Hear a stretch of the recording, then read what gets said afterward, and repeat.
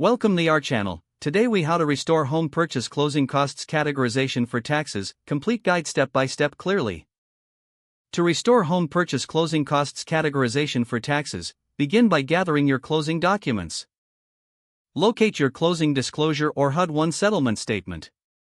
Review the document to identify all the closing costs you incurred. Classification of closing costs typically includes categories such as loan origination fees, title insurance, and appraisal fees. Next, separate the costs into deductible and non-deductible categories.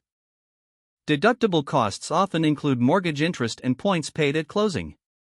Non-deductible costs might include title insurance or transfer taxes. Keep in mind that certain repairs or improvements may also qualify as capital expenditures. Consult IRS guidelines or a tax professional to confirm deductions applicable to your situation. Record all qualifying expenses in a spreadsheet for easy tracking. If you itemize deductions on your tax return, ensure these costs are claimed in the correct tax year. For self-employed individuals, consider potential deduction options for home office space. Be prepared to substantiate these expenses with documents if needed. After organizing your expenses, review your tax return for accuracy. Consider using tax software or an accountant for additional support. Finally, maintain all records in a secure location for future reference. If the page does not load, refresh the browser or try again in a private or incognito window.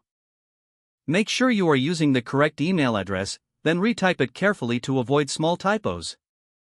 If your password is not accepted, use the reset option and create a new strong password you can remember.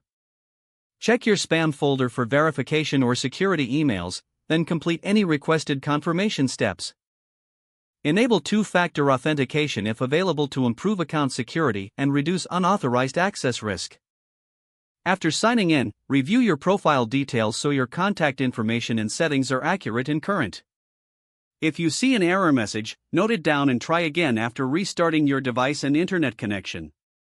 Log out when you finish, especially on shared devices, to keep your account and payment information secure. If the page does not load, refresh the browser or try again in a private or incognito window.